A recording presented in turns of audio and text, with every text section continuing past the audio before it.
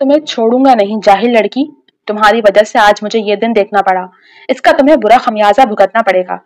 19 साल अनाया को झंझोड़ते हसाम अलवी गजबनाक लहजे में बोला तो अनाया के मुंह से बेख्तियार चीख निकली थी। वो गरीब घराने से थी और हसाम अलवी के घर काम करती थी। जब हसाम अलवी की चच्ची ने एक रोज दोनों को कमरे में बंद कर दिया, अनाया के चीखने पर जब सब इकट्ठे हुए तो हसाम अलवी की जात मशकूक हुई, जिस पर उसने अनाया को सच बताने का कहा, लेकिन अनाया मारे खौफ के कुछ भी ना बोली, जिस पर हसाम अलवी को बहुत तैश आया। उसने उसी वक्त अनाया से निकाह किया और फिर उसे खींचते हुए कमरे में। सुबह के 10 बजे के करीब अलवी मैंशन के दरवाजे की घंटी बजी। अंदर से एक घंटी की आवाज पर चौकीदार ने सदा दरवाजा खोला तो सामने सादे से लिबास में मलबूस, कंधों पर सियाही दुपट्टा लिए एक मनमोहनी सूरत वाली लड़की मुंतजिर खड़ी थी। अस्सलाम वालेकुम चाचा। मुस्कुराते चेहरे से उसने अकीदत से सलाम किया, जैसे ये उसका रोज का मामूल हो। वालेकुम अस्सलाम बिटिया, आज बड़ी देर कर दी आने में। अधेड़ उम्र चौकीदार ने उसके अंदर दाखिल होने के बाद दरवाजा बंद करते इस्तफसार किया। बस चाचा, आज कोई गाड़ी ही नहीं मिल रही थी, शायद हड़ताल है आज कोई। उसके चेहरे पर बोलते संजीदगी ने जगह बनाई थी। अरे हाँ बिटिया, सुना तो था मैंने, लेकिन मोई अकल काम कम करने लगी है अब। अच्छा तुम जल्दी से अंदर जाओ, इससे पहले कि बेगम साहिबा का गुस्सा सवा नेज़े पर पहुंच जाए। रहमान चाचा ने उसे आने वाले उताब का डरावा देते अंदर की जानिब हाथ वाह करते मुखातिब किया तो अनाया तेजी से कदम उठाते अंदर की जानिब बढ़ी। अनाया अपने माँ बाप की इकलौती औलाद थी। गरीब माँ बाप एक मुद्दत से अपनी सफेद पोशी को कायम रखे जी जान से मेहनत करके उसे पढ़ा लिखा रहे थे। जिंदगी अपनी डगर पे काफी अच्छी गुजर रही थी कि 19 बरस का होने पर अनाया के बाप को फारिज ने आ लिया तो अकेली माँ को वो घर और बाहर के काम में जोशते देखकर दिल बर्दाश्त हो गई थी। हाल ही में इंटर के इम्तहान से फारिग हुई तो उसकी दोस्त ने अपनी खाला की बेटी की नंद का जिक्र किया कि उन्हें अपनी 5 साल बेटी के लिए एक केयर टेकर की जरूरत है, तो उसने फौरन अपनी खिदमात हाजिर की थी और आज से उसे 6 माह हो चुके थे कराची के इस पोश इलाके में मौजूद अलवी मैंशन में नौकरी करते। बहुत जल्दी आ गई तुम आज। अपनी सोचों में गुम वो अंदरूनी दरवाजा धकेल कर अंदर दाखिल हुई थी कि उस पर जैसे तोपों का रुख किया गया था। सॉरी मैम, कोई बस नहीं मिल रही थी आज, इसलिए आने में देर हो गई। उसने भुजे लहजे में सफाई पेश की थी। पता है मुझे, ये सारे बहाने। कल ही मैंने तुम्हें कहा था कि आज ठीक 8 बजे यहाँ पहुंच जाओ, लेकिन तुम छोटे लोग वक्त की अहमियत को जानते हो तो आज यहाँ ना खड़े होते हो। मिसेस फरकान ने नखबत से अपने मेहनत से स्ट्रेट किए बालों को पीछे की जानिब झटकते आंखें चढ़ाई थी। अब यहाँ क्यों खड़ी हो? जाओ माहीन के पास और सुनो, अब देर से आई हो तो जाओगी भी देर से, समझी? इनकी शहादत उठाते उसे सख्ती से बावर करवाया। जी, अनाया ने बमुश्किल थूक निकलते इस बात में सर हिलाया। मुझे एक इवेंट के लिए इस्लामाबाद जाना है, वापसी रात तक की होगी तो बेहतर अपने घर फोन करके आगाह कर दो, मुझे कोई ड्रामा नहीं चाहिए।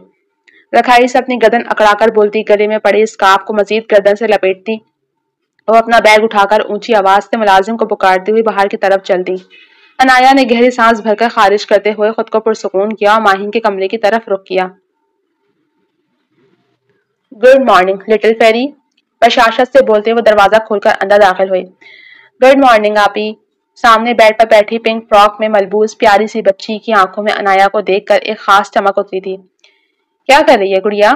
वो भी उसी के पास बेड पर बैठी। आपी, बाबा ने कल मुझे इतनी सारी ड्राइंग बुक्स दिलाई हैं, ये देखें। अपनी मासूमियत भरे लहजे में वो बुक्स उठाकर उसे दिखा रही थी। अरे वाह, ये तो बहुत प्यारी हैं और इसमें तो बिल्कुल माहीन जैसी फेरीज हैं। अनाया ने खुद को इससे ज्यादा पुरजोश दिखाते मस्तूरी हैरत का इजहार किया था। आपको भी प्यारी लगी ना? मैंने बाबा को कहा था कि आप ही को भी प्यारी लगेंगी, इसलिए मैंने आपके लिए भी ली है। उसने बेड साइड पर रखी एक गुलाबी रंग की मोटी सी बुक उठाई जिस पर डिज्नी की बहुत सारी प्रिंसेस की तस्वीरें मौजूद थीं। अरे, आपने मेरे लिए भी ली? बहुत शुक्रिया माहीन। चलो अब हम दोनों ड्राइंग कंपटीशन करते हैं, देखते हैं कौन सबसे अच्छा कलर करेगा। अनाया ने जोश का मुजाहरा करते उठकर कलर बॉक्स लाकर बेड पर रखा। माहीन ने फौरन अपनी पसंद से कलर उठाकर बुक पर बनी फैरी में रंग भरने शुरू किए। अनाया ने लम्हे भर को नजर उठाकर उस प्यारी सी बच्ची को देखा। उसका चेहरा मासूमियत से लबरेज था। अपनी उम्र के हिसाब से उसकी जबान भी कदरे साफ थी। अगर उसे अपनी उम्र से ज्यादा समझदार कहा जाता तो कोई गलत बात ना होती। आप हार जाएंगी, देखिए मैंने तो अपनी फेरी का फेस कलर भी कर दिया। माहीन ने मुस्कुरा कर उसे अपनी जानिब देखते पाया तो फौरन चहक कर बोल उठी। आपने वो मुहावरा सुना है, slow and study wins the race? इसलिए मैं भी स्लो स्लो काम कर रही हूँ ताकि मैं जीत जाऊं। अनाया ने कलर उठाकर अपनी बुक खोलते कहा। लेकिन अभी तो आपने शुरू भी नहीं किया, फिर आप कैसे जीत सकती हैं? उसने नासमझी से हाथ रोककर उसे देखा। यही तो मैजिक है, आप देखो मैं जीत जाऊंगी। अनाया ने तेजी से रंग भरते सिंड्रेला के चेहरे को रंग दिया था। आप ही, आप चीटिंग कर रही हैं, माहिन मुंह फुलाकर बोलती तेजी से रंग भरना शुरू हुई। अनाया के लबों पर इस हरकत पर मुस्कुराहट बिखरी थी। रात भर की थकावट के बाद वो घर में दाखिल हुआ था। भूख का एहसास जागा तो वो सीधा किचन में चला आया। हाथ में थामी अपनी कवासाकी की चाबी उसने अब भी थामी हुई थी, जिसमें चाबी के साथ HA लफ्ज पर मुबनी की चेन झूल रही थी। रेहाना अम्मा, फ्रिज में झुककर झांकते उसने बुलंद आवाज में पुकारा। पुरकशिफ शफाफ रंगत से पुर चेहरे पर मायूसी छाई थी। जी बाबा। उसकी आवाज पर सफेद शलवार सूट में सर पर दुपट्टा जमाए एक उम्र रसीदा खातून किसी बोतल के जिन की तनहा मौजूद हुई थी। बहुत भूख लगी अम्मा, जल्दी से कुछ बना दे, मैं जब तक फ्रेश होकर आता हूँ। वो फ्रिज बंद करते उजलत ने बोलता किचन से बाहर निकला था।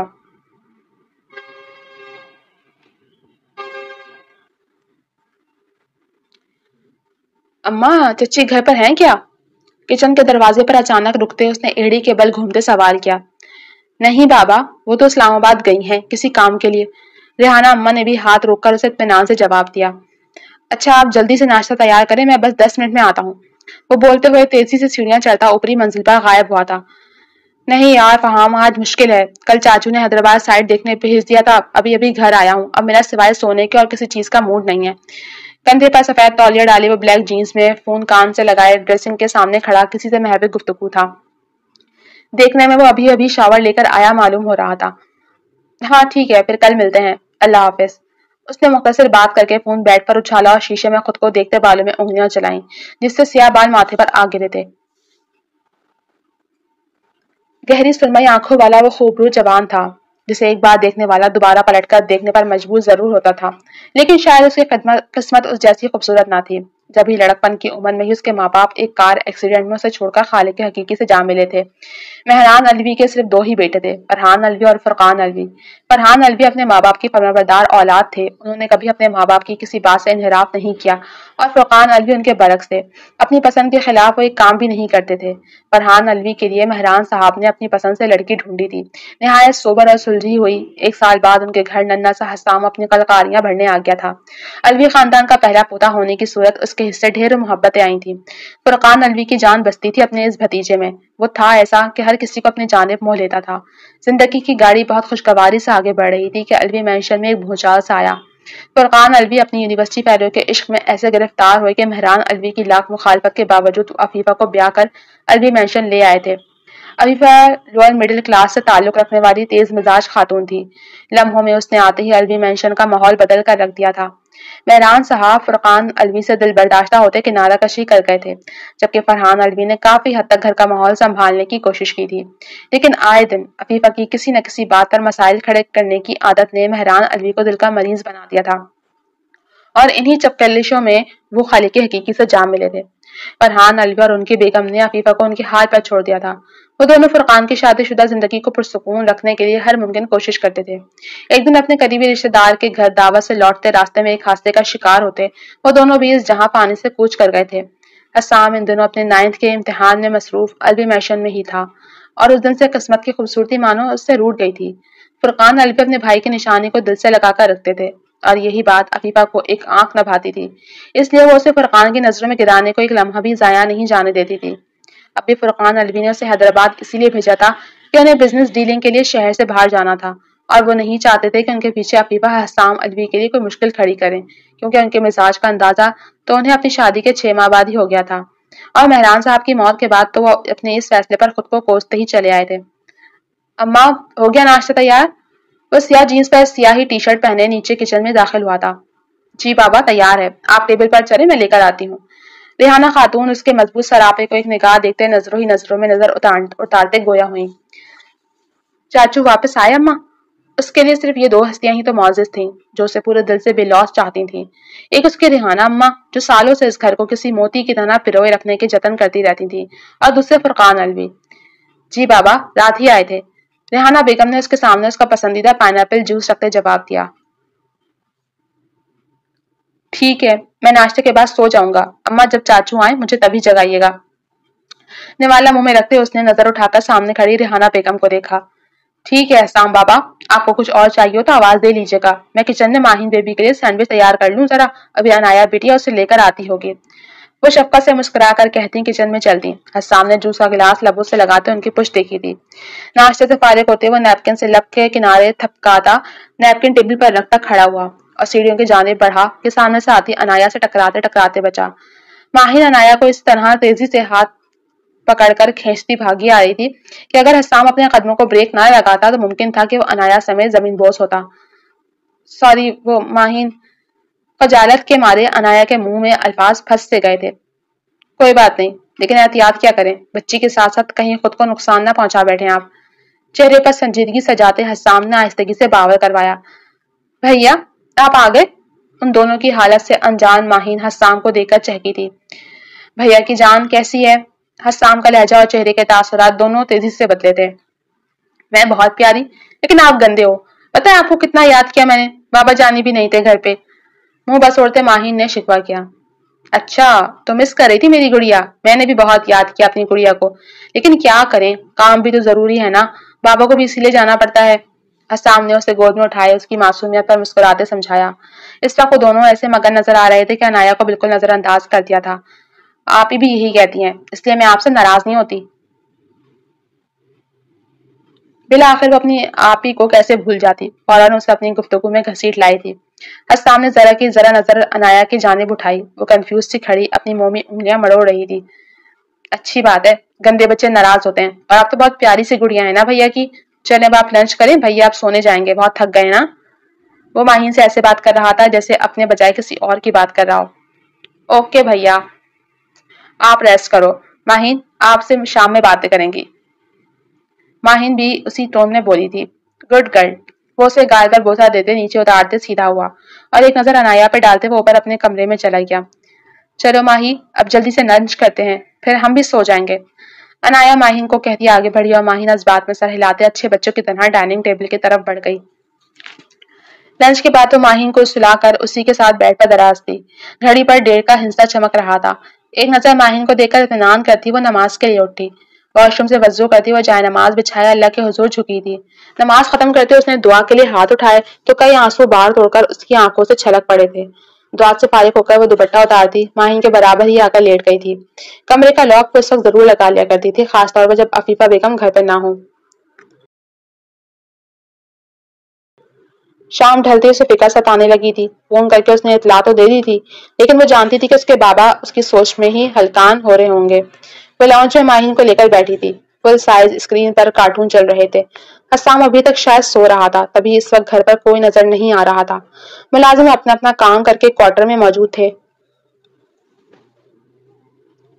सिवाय रेहाना अम्मा के जो खाने की तैयारी के आखिरी मराहिल में मसरूफ थी। कुछ देर बाद फुरकान साहब हाथ में ब्रीफकेस थामे लाउंज में दाखिल हुए। अस्सलाम वालेकुम। उनकी भारी आवाज पर वो दोनों चौंक कर मुतवज्जो हुए। वालेकुम अस्सलाम अंकल, सॉरी मैंने आपको देखा नहीं था। अनाया शर्मिंदा सी होती सिमट कर बैठी। कोई बात नहीं बेटा, सलाम से बच्चों पर फर्ज थोड़ी है। उन्होंने नरमी से मुस्कुराकर जवाब दिया। अफीफा घर पर नहीं है क्या? उसकी शाम के इस पहर मौजूदगी पर वो अतराफ का जायजा लेते मुखातिब हुए। जी वो तो इस्लामाबाद गई हैं, कह रही थी कि उन्हें देर हो जाएगी, इसलिए मैं देर से जाऊं वापस। उसने धीमी आवाज में बताया। लेकिन बेटा अब बहुत देर हो गई है, आपके घर वाले परेशान होंगे। आप तैयार हो, मैं कहता हूँ ड्राइवर को, वो आपको छोड़ आएगा। फुरकान साहब ने ढीले ढाले अंदाज में सोफे पर नींद दराज होते हुए उससे ताकीद की। माही उनके पहलू में बैठी मगन से अंदाज में कार्टून देख रही थी। अनाया इस बात में सर हिलाते कमरे के जाने पड़ गई। जब तक वो कमरे से अपना बैग लेकर वापस आई, हसाम भी फुरकान साहब के साथ लाउंज में मौजूद था।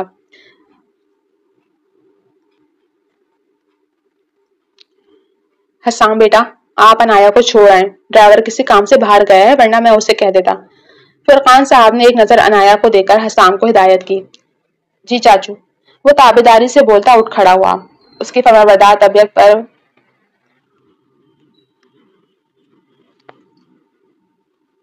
वो उन्हें फरहान साहब की याद दिला जाता था। फुरकान साहब की आंखों में हल्की सी नमी उतरी थी। वो घर में दाखिल हुई तो घर नीम अंधेरे में डूबा हुआ था। उसने दरवाजे से अंदर दाखिल होकर दाएं जानिब हाथ मारते स्विच ऑन किया। پورا دالان یکدم روشنی میں نہا گیا۔ یہ گھر چھوٹا ضرور تھا لیکن اس گھر کے مکینوں کی کسمپریسی کو بیان نہیں کرتا تھا۔ رحمان صاحب اور عافیہ بیگم نے مشقتوں سے دن رات ایک کر کے اپنے اس گھر کو اور عنایا کو خوب سجایا سنوارا تھا۔ 80 گز کا یہ چھوٹا سا گھر بہت نفاست سے سجا، کافی صاف ستھرا تھا۔ وہ اپنا بیگ چھوٹے سے دالان کے ساتھ منسلک راہداری میں رکھی میز پر رکھتی اندر داخل ہوئی۔ لاؤنج کافی کشادہ تھا جس کے ساتھ اوپن کچن تھا اور دائیں جانب 2 کمرے بنے تھے۔ السلام علیکم ماما۔ دائیں جانب پہلے کمرے میں داخل ہوتے اسے سامنے پلنگ کے پاس جائے نماز بچھائے گلابی دوپٹے کے حالے میں پرنور چہرہ لیے رافعہ بیگم دعا مانگتی نظر آئیں۔ وعلیکم السلام میرا بچہ، آج دیر سے کیوں آنا ہوا؟ انہوں نے دعا مکمل کر کے ہاتھ چہرے پر پھیرتے جائے نماز سمیٹتے استفسار کیا۔ میم کو آج کسی کام سے جانا تھا ماما، اس لیے۔ اس نے پلنگ پر گہری نیند سوئے رحمان صاحب پر ایک بھرپور نظر ڈالتے جواب دیا۔ اچھا چلو اب جلدی سے منہ ہاتھ دھو کر آؤ، میں کھانا لگاتی ہوں، کب سے تمہارے انتظار میں بیٹھی تھی۔ انہوں نے پیار سے اسے نظروں میں بھرتے کہا تو وہ جلدی سے اٹھ کر واش روم کی طرف بھاگی۔ بیٹا آج تمہارے بابا کو اسپتال لے کر گئی تھی میں۔ کھانے سے تقریباً فارغ ہوتے انہوں نے تمہید باندھی۔ سب خیریت تھی ماما؟ اس کے ہاتھ پیر پھولے تھے۔ ڈاکٹر کا کہنا ہے کہ ان کے گردے انفیکشن کی سبب کافی خراب ہو رہے ہیں، جلدی علاج نہیں کروایا تو ان کے گردے بالکل ختم ہونے کا خدشہ ہے۔ رافعہ بیگم کا لہجہ مدھم تھا، چہرے پر فکر کے سائے تھے۔ ماما آپ کل ہی بابا کو اسپتال لے کر جائیں، میں میم سے بات کرتی ہوں، شاید وہ کچھ مدد کر دیں، سر بھی بہت اچھے ہیں، وہ کوئی نہ کوئی مدد ضرور کر دیں گے۔ اس نے ایک امید سے رافعہ بیگم کو بھی ڈھارس دی تھی۔ کیا وہ کریں گی مدد؟ رافعہ بیگم کو جانے کیا خدشہ ہوا۔ جی ماما وہ لوگ بہت اچھے ہیں، بس میم تھوڑا غصے والی ہیں، لیکن مجھے امید ہے پوری کہ وہ مدد ضرور کریں گی، اس نے سوچتے ہوئے اعتماد سے کہا تو رافعہ بیگم کو کچھ تسلی ہوئی تھی۔ آج وہ وقت سے پہلے ہی عربی مینشن میں موجود تھی۔ کل اس نے رافعہ بیگم سے کہہ تو دیا تھا لیکن اب اس کے ہاتھ پاؤں پھول رہے تھے۔ اس کے ماں باپ نے ہمیشہ اسے وقار سے زندگی جینا سکھایا تھا لیکن آج انہی کے لیے اسے اپنے وقار کو ایک طرف رکھ کے کسی سے مدد کے لیے ہاتھ پھیلانے تھے۔ السلام علیکم سر۔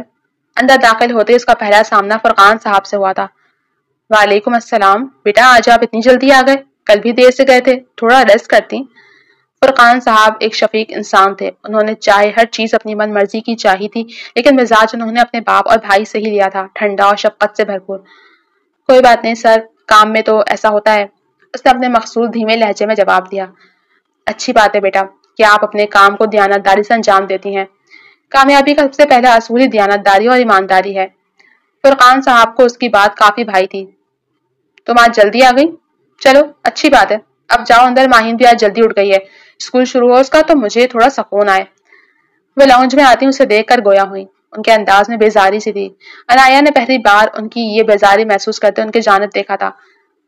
بیگم صاحبہ آپ ہماری شہزادی کے کون سے ناز نخرے اٹھاتی ہلکان ہوتی ہیں جو اس طرح بیزار ہو رہی ہیں؟ اس کے نخرے یا تو میں اٹھاتا ہوں یا پھر حسام، اور اس کی دیکھ بھال عنایا کرتی ہے، آپ تو ایسے بھی سکون میں ہی ہیں۔ فرقان علوی نے تمسخرانہ مسکراہٹ کے ساتھ طنز کا تیر چلایا تھا۔ بس آپ کو تو موقع چاہیے ہوتا ہے مجھے مورد الزام ٹھہرانے کا، اور حسام گھر میں کون سا ٹکتا ہے جو وہ کسی کے ناز نخرے بھی اٹھائے، جانے کس کے ساتھ دن رات عیاشی میں مصروف رہتا ہے۔ آخری بات انہوں نے انتہائی دھیمی آواز میں کہی تھی کہ ان کے پاس کھڑی عنایا بھی بمشکل سن پائی۔ تم یہاں کیوں کھڑی ہو اب تک؟ جاؤ۔ عنایا کو وہیں کھڑے دیکھ ان کی ناک بھوں تنی تھی۔ میم مجھے آپ سے کچھ بات کرنی تھی۔ اپنی مومی انگلیاں بری طرح مسلتے اس نے بڑی دقت سے یہ الفاظ ادا کیے تھے۔ دیکھو اگر کوئی چھٹی کی فرمائش کرنی ہے تو میں پہلے ہی بتا دوں، میں تمہیں 1 گھنٹے کی بھی چھٹی نہیں دے سکتی، آئی سمجھ؟ بھویں سکڑتے انہوں نے درست لہجہ اپنایا۔ نہیں میم مجھے، عفیفہ میں نکل رہا ہوں، دیر ہو رہی ہے، اور ذرا نرمی سے بات کیا کرو بچی سے۔ فرقان صاحب جو عفیفہ بیگم کے نزدیک ہی بیٹھے تھے ان کے انداز پر بدمزہ ہوتے ٹوک گئے۔ جاتے جاتے انہوں نے عنایا کو بھی شفیق انداز میں خدا حافظ کہا تھا۔ ہاں بولو کیا مسئلہ ہے؟ فرقان صاحب کے ٹوکنے پر ان کا لہجہ تو وہی تھا، بس آواز قدرے کم ہو گئی تھی۔ میم اب جانتی ہیں میرے بابا بیمار ہیں، وہ بولتے ہوئے کچھ توقف کرتے رکی۔ آگے بھی بولو۔ عفیفہ بیگم کے چہرے پر ناگواری سے چھائی۔ ان کے گردے انفیکشن کی وجہ سے خراب ہو رہے ہیں، اس کے لیے کچھ پیسوں کی ضرورت ہے، تو اگر آپ کچھ مدد کر دیتی تو۔ اپنی بات کے اختتام پر اس کی زبان میں لرزش سی پیدا ہوئی تھی۔ تو تمہیں لگ رہا ہے کہ میں نے کوئی فاؤنڈیشن کھول رکھا ہے جو میں لوگوں کی مدد کرتی پھروں؟ عفیفہ کے ماتھے پر بل پڑے تھے۔ عنایا جواباً خاموشی سے سر جھکا گئی تھی، اس کی ساری امید اس وقت کسی شیشے کی مانند ریزہ ریزہ ہوئی تھی۔ جاؤ اپنا کام کرو۔ ہاتھ جھلا کر وہ اسے جھڑکتی کھڑی ہوئی۔ عنایا آنسو پیتی تیزی سے ماہین کے کمرے کی طرف چلی گئی۔ عفیفہ بیگم سیڑھیوں تک پہنچی ہی تھی کہ اوپر سے حسام نقص تیار اترتا نظر آیا۔ یہ اتنا سج دھج کر کہاں کی تیاری ہے؟ آفس تو یقیناً نہیں جا رہے تم؟ کھونچتی نگاہوں سے حسام کو سر سے پاؤں تک دیکھتے انہوں نے کڑوے لہجے میں استفسار کیا۔ میں نے چاچو کو بتا دیا تھا کل ہی۔ حسام الوی تمیزدار اور فرمانبردار تو تھا، لیکن بچپن سے وہ عفیفہ بیگم کے طور اطوار دیکھتا آیا تھا۔ مہران الوی کی موت کا ذمہ دار بھی وہ نہیں مانتا تھا، لیکن اپنی تربیت اور فرقان صاحب کی محبت کے سامنے وہ مجبوراً خاموش رہتا تھا۔ لیکن جب عفیفہ اس سے سخت لہجے میں باس پرس کرتی تو وہ خود کو تلخ ہونے سے روک نہیں پاتا تھا۔ اب بھی اس نے بمشکل اپنی تلخی کو اپنے اندر اتارا تھا۔ چاچو کو بتا دیا تھا۔ تمہارے ان جھانسوں میں تمہارے چاچو ہی آ سکتے ہیں، لیکن ایک بات یاد رکھو کہ مفت کی روٹیاں توڑنے والے زمانے کی نظروں میں کوئی خاص وقت نہیں رکھتے۔ تنفر سے وہ گردن اکڑا کر جانے کیا جتانا چاہ رہی تھی۔ پہلی بات، میں کسی کو جھانسوں میں نہیں رکھتا، یہ کام آپ جیسوں پر ہی جچتے ہیں۔ اور دوسری بات، یہ میں یہاں مفت کی روٹیاں نہیں توڑتا، محنت بھی کرتا ہوں اور اپنے باپ کے حق کا واحد وارث بھی ہوں، تو آئندہ مجھ سے آپ ایسے بات نہ کریں تو بہتر ہے۔ وہ سخت لہجے میں بولتے تیزی سے سیڑھیاں اترتا باہر نکل گیا۔ عفیفہ وہیں کھڑی کلستی ہوئی اس کے پشت دیکھتی رہی۔ اس کے گھمنڈ کو توڑ کر نہ رکھا تو میرا نام بھی عفیفہ نہیں۔ اپنے کمرے میں وہ حسام کی باتوں کو سوچ سوچ کر کسی اندیکھی آنکھ میں جھلستی مسلسل کوس رہی تھی۔ کیا کروں؟ کیسے فرقان کی آنکھوں سے اس بھتیجے کی محبت کی پٹی اتاروں کہ وہ اس کی طرف دیکھنا تک گوارا نہ کریں؟ وہ جرے پیر کی بلی بنی پنڈولم کی طرح دائیں سے بائیں چکر کاٹ رہی تھی۔ میرے بابا کے علاج کے لیے اگر آپ مدد کر دیں تو…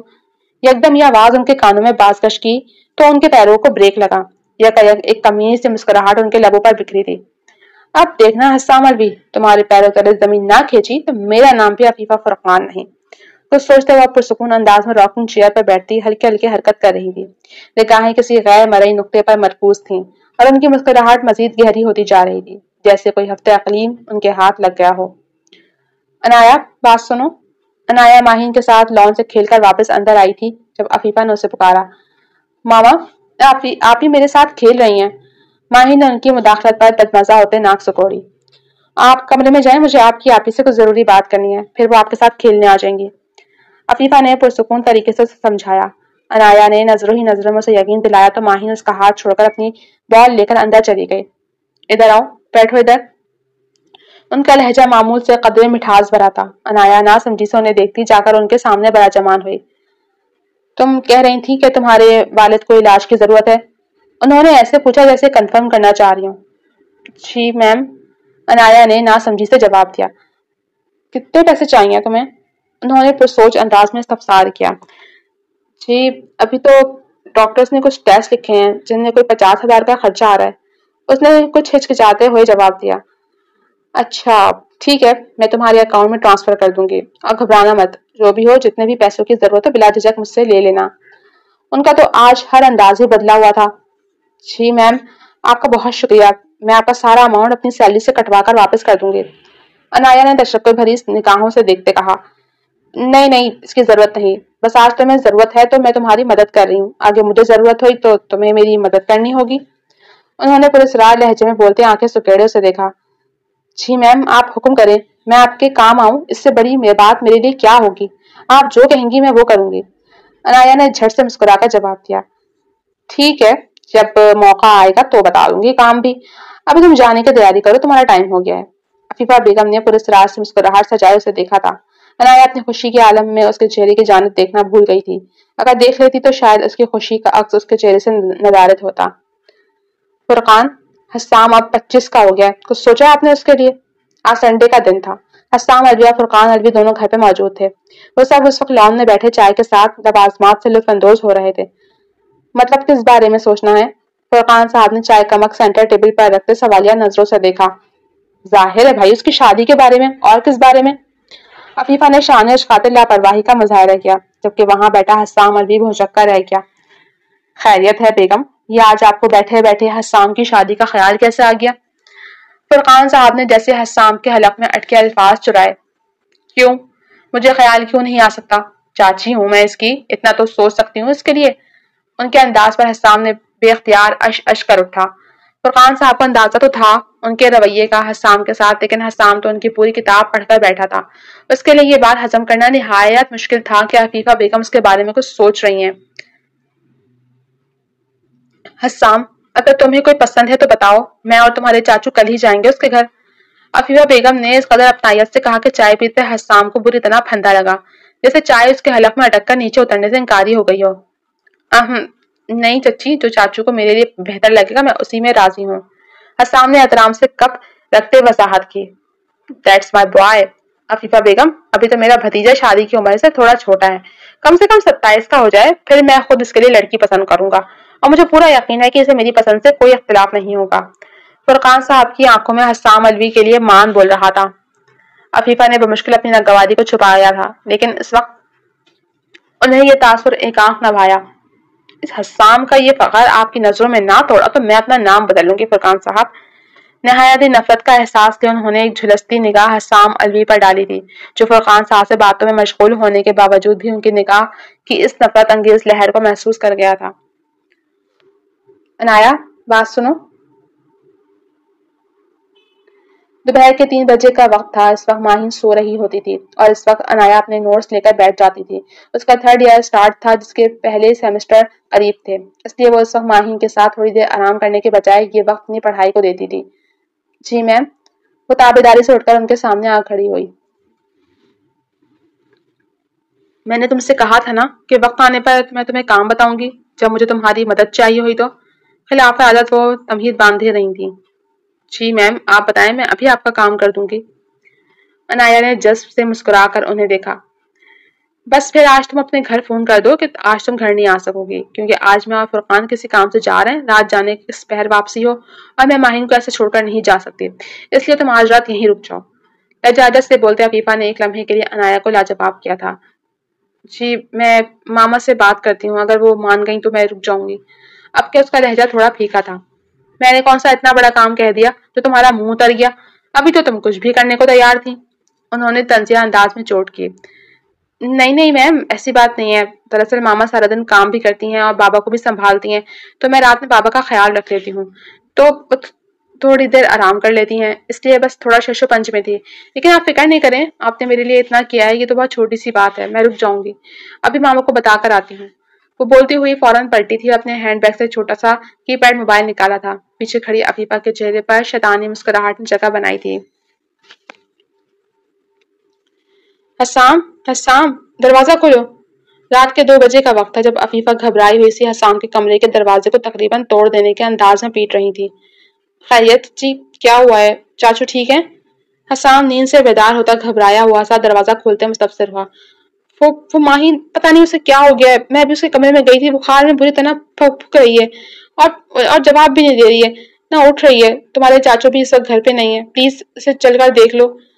अफीफा इस वक्त इस कदर घबराई हुई थी कि उनकी हालत अजीब हजानी सी हो रही थी।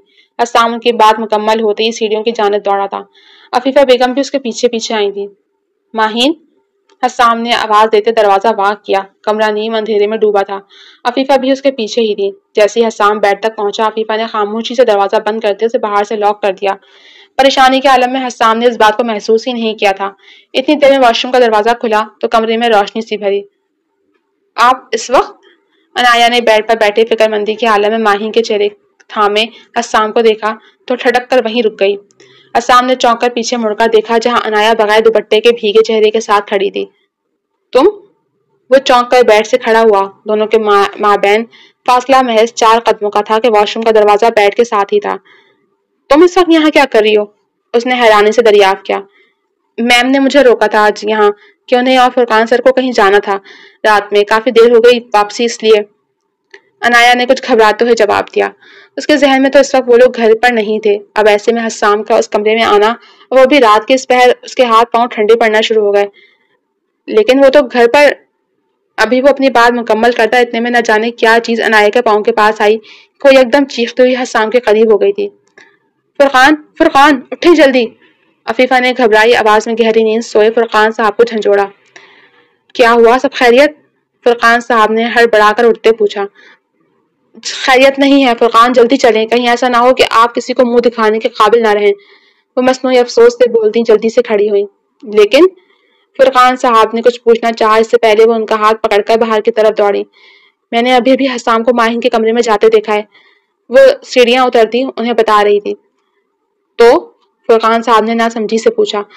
تو فرقان صاحب آپ کون سی دنیا میں رہتے ہیں؟ عنایا ہے اس کمرے میں، وہ آج یہیں رکی ہے، اس کے والد اور والدہ کسی کی میت میں گئے ہیں، کل آئیں گے اور میں نے اسے چھٹی کے لیے منع کر دیا تھا، اس لیے آج وہ بچی یہاں رک گئی، لیکن مجھے کیا پتا تھا کہ ہمارے گھر میں اس کی عزت محفوظ نہیں رہے گی۔ آپ جلدی سے چلیں اس سے پہلے کہ کوئی انہونی ہو جائے، میں اس بچی کے ماں باپ کو کیا جواب دوں گی۔ وہ بولتی چلی جا رہی تھی یہاں تک کہ وہ دونوں اب ماہین کے کمرے کے سامنے موجود تھے۔ کیا بکواس کر رہی ہو عفیفہ؟ فرقان صاحب کو بات کا مفہوم سمجھ آتا ہی ایک دم طیش آیا تھا۔ بکواس نہیں کر رہی، آپ دیکھیں حسام اندر ہی ہے۔ انہوں نے بولتے دروازے کا نوب گھمایا تو دروازہ لاک ہونے کی صورت کھلنے سے قاصر تھا۔ خدایا، دروازہ تو لاک ہے، دیکھا آپ نے؟ ایک منٹ میں ابھی چابی لاتی ہوں۔ وہ کسی کو کچھ سوچنے سمجھنے کا موقع دیے بغیر اپنے بچھائے جال میں سب کو لپیٹ رہی تھی۔ اس سے پہلے کہ دروازہ کھلتا، اندر سے عنایا کے چیخ کی آواز نے عفیفہ کی باتوں پر مثبت مہر لگائی تھی۔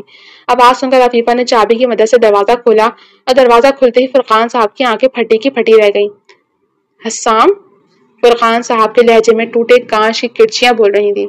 حسام کو ایک دم انہونی کا اندازہ ہوا۔ چیخ و پکار کی آواز سے ملازم بھی وہاں آ موجود ہوئے۔ چاچو آپ؟ بس کرو لڑکے، ایک معصوم بچے کی عزت سے کھیلتے تم میں ذرا سی شرم و غیرت نہیں جاگی؟ کتنا میں سمجھاتی تھی تمہارے چاچو کو، لیکن یہ تم پر اندھا اعتبار کیے میری ہر بات کو انسنی کر دیا کرتے تھے۔ آج دیکھ لیا انجام؟ عفیفہ بیگم اپنے منصوبے کو کامیابی سے پورا ہوتا دیکھ زور اور شور سے بول رہی تھی۔ آپ کیوں جھوٹ بول رہی ہیں؟ آپ نہیں تو بکواس بند کرو اپنے حوث کا شکار ایک معصوم بچی کو بناتے ہو اور جھوٹ میں بول رہی ہوں۔ عفیفہ نے اپنی پوری آنکھیں نکال کر حسام کو گھورا۔ حسام کے پیچھے کھڑی عنایا کے سامنے تو پوری دنیا گھوم کر رہ گئی تھی۔ یہ اچانک کیا ہو گیا تھا؟ اس کی ذات ایسے ذلتوں میں گھر جائے گی؟ اس نے گھبراتے ہوئے نظریں اٹھا کر عفیفہ کو دیکھا جو غضب کی مثال بنی کھڑی تھی۔ چاچو آپ عنایا سے پوچھ لیں، میں ایسی کسی نیت سے اس کمرے میں نہیں آیا تھا، مجھے تو معلوم بھی نہیں تھا کہ عنایا گھر پر ہے۔ حسام نے فرقان صاحب کے ہاتھ تھامنے چاہے تھے جو پتھر بنے کھڑے تھے۔ عنایا تم بتاؤ چاچو کو کہ میں نے ایسا کچھ نہیں کیا۔ وہ عنایا کی جانب مڑا جو خود خوف کے عالم میں گھری گم سم کھڑی تھی۔ اس کی خاموشی نے حسام کو اس وقت وہاں موجود ہر شخص کی نگاہ میں قصوروار ٹھہرا دیا تھا۔ ٹھیک ہے، اگر ایسا ہے تو فہیم چاچا آپ ابھی کے ابھی قاضی کو بلائیں۔ میں نے اگر اس کی عزت پر داغ لگایا ہے تو آج ابھی اسی وقت میں اس داغ کو اپنی عزت بناؤں گا۔ تیش کے عالم میں وہ ملازم کو حکم صادر کر رہا تھا۔ فہیم بھی اس کے تیش کو دیکھتے لمحہ ضائع کیے بغیر الٹے قدم قاضی کو لینے بھاگا تھا۔ اس قدم پر عفیفہ بیگم کے پیروں تلے سے زمین نکلی تھی۔ اب تک سب کچھ ان کی مرضی کے مطابق چل رہا تھا، لیکن یہ تو ان کے وہم و گمان میں بھی نہ تھا۔ ایسے کیسے تم اپنی غلطی پر پردہ ڈال سکتے ہو؟ فرقان میں کہتی ہوں ابھی کے ابھی اسے اس گھر سے نکالیں۔ ایک زانی کو آپ اس گھر میں رکھیں گے؟ آپ کی بھی بیٹی ہے کل کو۔ بس ایک لفظ اور نہیں۔ رشتوں کے تقدس کو اس طرح پامال نہ کریں آپ کہ کل کو خود سے بھی نظریں نہ ملا سکیں۔ اور اس گھر سے تو میں کہیں نہیں جاؤں گا، یہ میرے باپ کا گھر بھی ہے۔ میں جانتا ہوں یہ سب آپ کا کھیل ہے، میرے سامنے اپنے ڈرامے نہ کریں تو اچھا ہے۔ وہ اس وقت غیظ و غضب کی چلتی پھرتی مثال بنا تھا۔ فرقان صاحب کی تو جیسے اس وقت ساری حسیات ہی سن ہو گئی تھی۔ وہ کسی پتھر کی مانند اس ڈرامے میں کسی تماشائی کا سا کردار ادا کر رہے تھے، اور پھر کچھ ہی لمحوں کا کھیل تھا۔ حسام الوی نے عنایا سے رات کے اس پہر نکاح کیا تھا اور پھر سب کے سامنے وہ کھینچتے ہوئے اسے اپنے کمرے میں لے گیا تھا۔ میں تمہیں چھوڑوں گا نہیں جاہل لڑکی، تمہاری وجہ سے آج مجھے یہ دن دیکھنا پڑا، اس کا تمہیں برا خمیازہ بھگتنا پڑے گا۔ 19 سالہ عنایا کو جھنجھوڑتے حسام الوی غضبناک لہجے میں بولا تو عنایا کے منہ سے بے اختیار چیخ نکلی تھی۔ وہ غریب گھرانے کی لڑکی کس طرح راتوں رات بدنامی کا داغ سجا کر اس کے نکاح میں بھی آ گئی تھی۔ وہ تو اپنی حالت پر ششدر سی تھی۔ بری طرح روتے اس نے اپنے دونوں ہاتھوں سے اپنے چہرے کو ڈھانپا تھا۔ مجھے معاف کر دے، میں بے قصور ہوں۔ اس کے منہ سے لرزتے ہوئے بے ربط لفظ ادا ہوئے۔ تو کیا میں قصوروار ہوں جو آج اپنے جان سے عزیز چاچو کے سامنے مجرم بن گیا؟ اس گھر کے ہر ملازم کے سامنے میری ذات کی کیا وقت رہ گئی؟ کیا میرا قصور تھا؟ وہ کسی لاوے کی طرح پھٹ رہا تھا۔ عنایا زمین پر بیٹھ کے ساتھ سکڑی سمٹی بیٹھی زاروقدار رو رہی تھی۔ حسام بے حال ہوتا صوفے پر گرنے کے سے انداز میں بیٹھا، بالوں کو مٹھی میں جکڑے وہ اپنے آپ کو ٹھنڈا کرنے کی کوشش کر رہا تھا۔ تم یہاں کیوں رکی تھی عنایا؟ کچھ لمحوں بعد اس سکوت بھرے کمرے کو اس کی پست آواز نے چیرا تھا۔ مجھے میم نے کہا تھا، میں تو کبھی نہیں رکی یہاں، میرے بابا کو علاج کی ضرورت ہے، انہوں نے تو مجھ سے مدد مانگی تھی کہ میں آج ماہین کو اکیلا نہ چھوڑوں۔ میں نے کچھ نہیں کیا، میں سچ کہہ رہی ہوں۔ رونے سے اس کی سسکیاں سی بن گئی تھی۔ کیا مطلب؟ حسام نے جھٹکے سے سر اٹھایا تھا اور عنایا نے الف سے یہ تک ساری کہانی سنا رہی تھی جو اس کی یہاں موجودگی کی وجہ تھی۔ ساری بات سننے کے بعد حسام کے ذہن نے سوچنا شروع کیا۔ اس رات کی شروعات سے سارے تانے بانے جوڑنے شروع کیے تو پورا پزل اس کے سامنے واضح ہو گیا۔ اچھا اٹھو، اپنا حلیہ ٹھیک کرو۔ اس کے لہجے سے کچھ لمحے پہلے والی غضبناکی اب مخفوت تھی۔ رات بہت ہو گئی ہے، سو جاؤ، صبح تمہیں تمہارے گھر چھوڑ آؤں گا۔ وہ وہیں صوفے پر کشن رکھ کر نیم دراز ہو گیا تھا جبکہ عنایا پھٹی آنکھوں سے اس کا یہ بدلا رویہ دیکھ رہی تھی۔ صبح ہونے میں کچھ لمحے ہی رہ گئے تھے۔ وہ یوں ہی بیٹھی روشنی پھیلنے کا انتظار کرنے لگی کہ شاید یہ روشنی ہی اس کے بخت کی سیاہی کو دھو ڈالے۔ رات تو علی مینشن میں سب پر ہی بھاری گزری تھی سوائے عفیفہ بیگم کے۔ وہ تو اپنے منصوبے کو عمل میں لا کر اب اطمینان کی نیند سو رہی تھی جبکہ فرقان صاحب کا دماغ سوچ سوچ کر اب شل ہو چکا تھا۔ آنکھوں نے جو کچھ دیکھا وہ نہ ان کا ذہن قبول کرنے کو راضی تھا نہ ان کا دل، لیکن آنکھوں دیکھے کو جھٹلانے کی بھی ان کی ہمت نہیں تھی کہ اس سب میں ایک معصوم کی عزت کا سوال تھا۔ سوچ بچار کے بعد وہ راکنگ چیئر سے کھڑے ہوئے اور ایک نظر سکون سے سوئی ہوئی عفیفہ کو دیکھتے کمرے سے باہر نکل گئے۔ کہاں جا رہے ہو؟ وہ نیچے آئے تو لانچ میں حسام اور عنایا باہر کی طرف جا رہے تھے۔ عنایا کو اس کے گھر چھوڑنے جا رہا ہوں، حسام نے سپاٹ لہجے میں جواب دیا۔ کیوں؟ وہ اب تمہاری بیوی ہے، بھول گئے رات تھی تم نے خود اس سے نکاح کیا تھا؟ فرقان صاحب نے آنکھیں سکیڑتے جانچنے والی انداز میں واضح کیا۔ جی میں نے اس سے رات کی تاریکی میں نکاح ضرور کیا ہے لیکن اس کی عزت کو تار تار نہیں کیا۔ یہ اب بھی ویسی ہی ہے یہاں سے جا رہی ہے جیسی کل یہاں آئی تھی، صاف اور پاکیزہ۔ اس نے فرقان صاحب کی آنکھوں میں آنکھیں ڈالنے پر اعتماد انداز میں یہ بات کہی تھی۔ اس کی نظروں کی چمک سے انہیں اتنا تو سمجھ آ گیا تھا کہ چور اتنے وثوق سے نگاہیں نہیں ملاتے۔ ٹھیک ہے تم اسے چھوڑ کر آؤ، پھر مجھ سے اسٹڈی میں آ کر ملنا۔ وہ یہ کہتے سنجیدگی سے وہاں سے پلٹ گئے تھے۔ عنایا کو اکثر حسام چھوڑنے جاتا تھا لیکن آج گاڑی کا پچھلا دروازہ کھولتے اسے اچانک ایک نئے احساس نے چٹکی بھری تھی۔ خوش فہمیوں میں مبتلا مت ہو عنایا رحمان، یہ مقدر ہم غریبوں کا نہیں ہوا کرتا۔ وہ خود کو سرزنش کرتی ہوئی گاڑی کا دروازہ کھول کر بیٹھنے ہی لگی تھی کہ بھاری آواز پر ٹھٹکی۔ آگے آؤ عنایا۔ حسام کا لہجہ غیر معمولی تھا، اس کے لہجے کا یہ بھاری پن عنایا نے آج ہی محسوس کیا تھا۔ جی وہ ہچکچاہٹ کا شکار ہوئی وہیں کھڑی رہی۔ اس کی ہچکچاہٹ کو محسوس کرتے حسام ڈرائیونگ سیٹ سے اتر کر اس تک آیا اور فرنٹ ڈور کھولتا اسے بیٹھنے کا اشارہ کیا۔ عنایا جھجکتی ہوئی بیٹھ گئی۔ یہ پہلی بار تھا کہ اس کے ہمراہ اس کے پہلو میں بیٹھی تھی۔ حسام نے سامنے سڑک سے نظر ہٹا کر اس پر ڈالی جو سر جھکائے دونوں ہاتھوں کو گود میں رکھے اپنی انگلیاں بری طرح مسل رہی تھی۔ حسام نے ایک دم گاڑی کو ایک طرف کرتے بریک لگائی۔ عنایا نے چونک کر سر اٹھایا تو نظروں کا زبردست تصادم ہوا۔ عنایا میں جانتا ہوں کہ جو کچھ ہوا اس میں آپ کی کوئی غلطی نہیں، اور آپ یہ بھی جانتی ہیں کہ میں بھی اس سارے واقعے میں کہیں قصوروار نہیں ہوں۔ اس وقت جو حالات تھے میں اپنے آپ میں نہیں تھا، اس لیے میں اپنے رویے کی بدصورتی کے لیے آپ سے معذرت کرتا ہوں۔ وہ حسام الوی تھا جو واقعی اپنے دادا کی جان اور اپنے ماں باپ کی شان تھا۔ عنایا شاندار شخص کو دیکھتی ہی رہ گئی جو نہ صرف ظاہری طور پر حسین تھا بلکہ اس کا باطن بھی اتنا ہی حسین تھا۔ میں کل بہت گھبرا گئی تھی، اگر میں کل آپ کے حق میں بول دیتی تو شاید یہ سب نہ ہوتا۔ عنایا کے دیکھنے پر حسام نے ایک انداز سے آئیبرو اٹھائے کہ عنایا کی نظریں خود بخود جھک گئی تھیں۔ جس کے نصیب میں جو لکھا ہے وہ تو ہر شخص کو ملنا ہے، شاید ہمارے نصیب میں ایسا ہی ہونا لکھا تھا تو ایسا ہی صحیح۔ وہ رات سے اب تک قدرے ہلکا پھلکا ہو گیا تھا، شاید آگاہی کے لمحات اس قدر زوراور تھے کہ وہ اب ہر طرح کے حالات سے لڑنے کے لیے تیار ہو گیا تھا۔ اب میری بات غور سے سنیں عنایا، میں یہ تو نہیں کہوں گا کہ میں آپ کے عشق میں مبتلا رہا ہوں کیونکہ میں جھوٹ یا لگی لپٹی کا قائل ہرگز نہیں ہوں۔ ہاں یہ حقیقت ہے کہ میں نے جب آپ کو دیکھا ہے میرے دل میں آپ کے لیے احترام و عقیدت کا تاثر گہرا ہوا ہے۔ اگر یہ کہا جائے کہ میرے آئیڈیل میں آپ کا روح پورا اترتا ہے یا آپ کو دیکھ کر ہی میرا آئیڈیل بنا ہے تو یہ غلط نہ ہوگا۔ البتہ شادی کا میرا کوئی ارادہ نہیں تھا ابھی، لیکن اب اللہ نے آپ کو میرے نصیب میں ہی لکھا ہے تو میں اس رشتے کو پوری ایمانداری سے نبھاؤں گا، یہ میرا وعدہ ہے آپ سے۔ یہ صرف رات کی تاریکی میں جوڑا گیا ایک بندھن نہیں ہے، میں اسے روشنیوں میں آپ کے حق میں بہترین فیصلہ بناؤں گا۔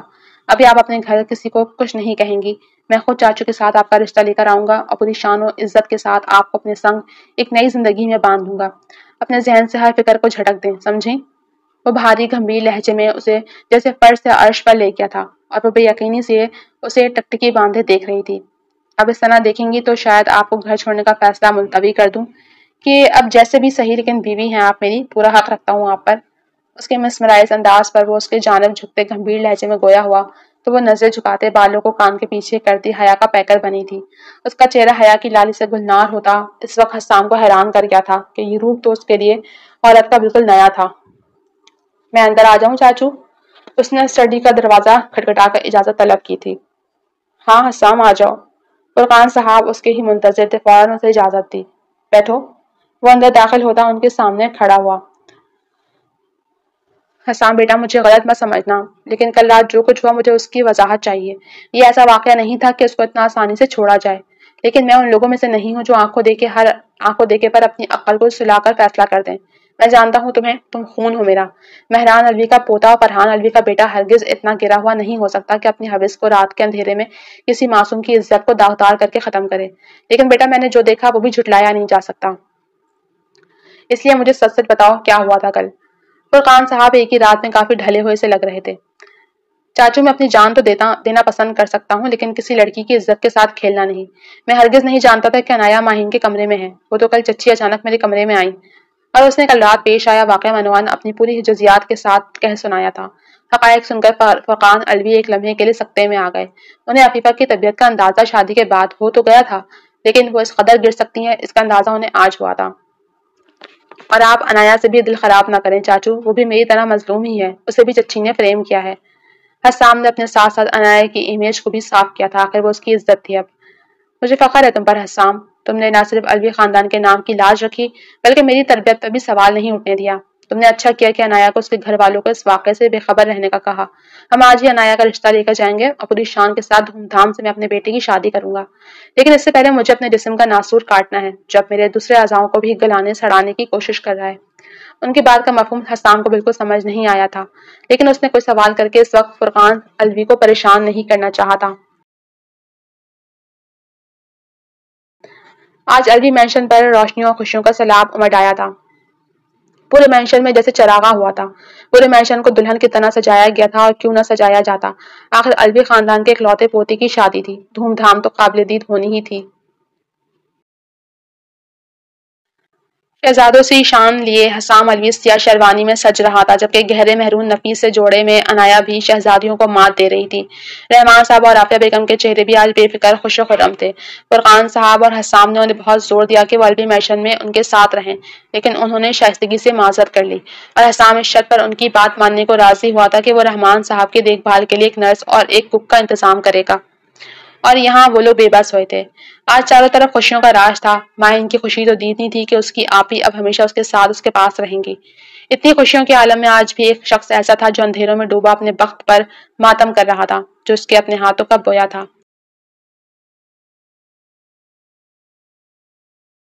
حسام سے بات کرنے کے بعد فرقان صاحب اپنے کمرے میں داخل ہوئے، جہاں عفیفہ بھی اپنی نیند سے بیدار ہوئی تھی۔ آپ کہاں چلے گئے تھے فرقان؟ سوئی نہیں آپ؟ معصوم بنی وہ ہر چیز سے جیسے انجان ہو گئی تھی۔ رات کو جو طوفان آیا اس کے بعد نیند کیسے آ سکتی ہے عفیفہ بیگم؟ ان کا لہجہ بہت بھاری اور نہ سمجھ آنے والا تھا۔ آپ نے اس طوفان کو اپنے گھر میں خود سجا کر رکھا ہے، میں کیا کر سکتی ہوں؟ میں تو آپ کو سمجھا کر تھک چکی ہوں، لیکن آپ ہی نہیں سنتے۔ وہ کھسک کر بیڈ گراؤنڈ سے ٹیک لگاتی اطمینان سے گویا ہوئی۔ فرقان صاحب کو ان کے اطمینان پر رشک آیا تھا۔ ہاں تم ٹھیک کہتی ہو، اس طوفان کو جتنی جلدی میں اپنی زندگی سے دور کر دوں اتنا اچھا ہے میرے لیے اور میری بیٹی اور بیٹے کے لیے بھی۔ ان کا لہجہ لمحہ لمحہ پراسرار ہوتا جا رہا تھا۔ ان کے آخری لفظوں پر وہ چونکی۔ کیا مطلب ہے آپ کا؟ مطلب یہ ہے عفیفہ بیگم کہ میری زندگی کا وہ طوفان تم ہو۔ تمہاری خصلت کو میرے بابا پہلی نگاہ میں ہی پہچان گئے تھے، ایک میں ہی اندھا بنا رہا۔ تم نے میرے ہنستے بستے خاندان کو تہس نہس کر دیا۔ میرے بابا جان تمہاری وجہ سے اس دنیا سے چلے گئے، میرے بھائی بھابھی سب ختم ہو گئے، لیکن تم اپنی خصلت سے باز نہ آئے۔ لیکن اب اس قصے کو اسی وقت یہیں ختم کرتا ہوں۔ عفیفہ میں اپنے پورے ہوش و حواس میں تمہیں طلاق دیتا ہوں۔ فرقان صاحب کے الفاظ سے یہ سیسا جو عفیفہ کے کانوں میں ان ڈیلتے انہیں انگاروں پر لوٹا گئے تھے۔ ان کے اب کسی حربے کو فرقان صاحب نے کامیاب نہیں ہونے دینا تھا، اور وہ اپنی بات مکمل کرتے کمرے سے نکلتے چلے گئے، اور وہ آج خالی دامن اجڑی حالت میں اندھیروں کی نظر ہو گئی تھی۔ ٹھیک کہتے ہیں انسان کی خوب سے خوب تر کی چاہ ایک دن اسے اندھیروں میں لے کر اتر جاتی ہے۔ پھولوں سے سجی سیج میں درمیان میں بیٹھی وہ خود کسی گلاب سے کم نہیں لگ رہی تھی۔ حسام کی زندگی میں جتنی خلائیں آئی تھیں وہ ایک حادثے نے ایک ساتھ بھر دی تھیں۔ وہ اپنی قسمت پر آج نازاں تھا۔ مسز حسام الوی اس قدر حسین لگ کر آپ نے آج اس مظلوم کی جان لینے کا تہیہ کیا ہوا ہے۔ وہ اس کے پہلو میں بیڈ پر بیٹھا اس پھول کو سرا رہا تھا۔ میں کیوں آپ کی جان لوں گی؟ شرم سے سمٹتی عنایا نے بمشکل جملہ ادا کیا۔ جان تو آپ لے ہی چکی ہیں مسز، بس اب ایک دوسرے کی جان سے بندھ کر ہم دونوں اپنی آنے والی زندگی کو مہکاتے رہیں گے ہمیشہ۔ حسام نے اس کا حنائی ہاتھ تھام کر لبوں سے لگایا تو عنایا کے چہرے پر لالی بکھری تھی جو حسام کو بے خود کرتی شرم کے ہر پردے کو گرانے پر مجبور کرتی رفتہ رفتہ گھلتی رات میں اپنی محبت کی بارش سے اسے معتبر کرتا چلا گیا تھا۔